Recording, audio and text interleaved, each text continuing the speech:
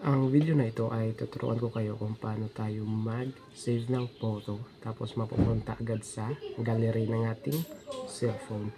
So open lang natin yung Instagram mismo. Ito lang ating gagawin. Yan. Once na nandito na tayo sa account natin sa Instagram, click natin yung profile natin.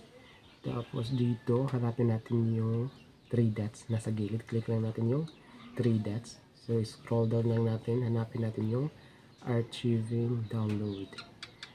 So hanapin natin yung archiving downloading. Yan, archiving and downloading. So click lang natin yan. Once na click natin, is i-turn on lang natin yung save original photo. So naka-turn on siya.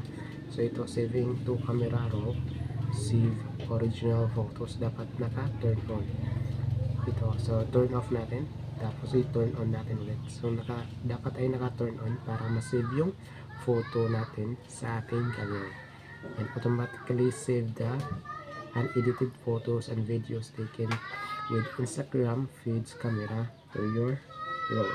So save to story gallery.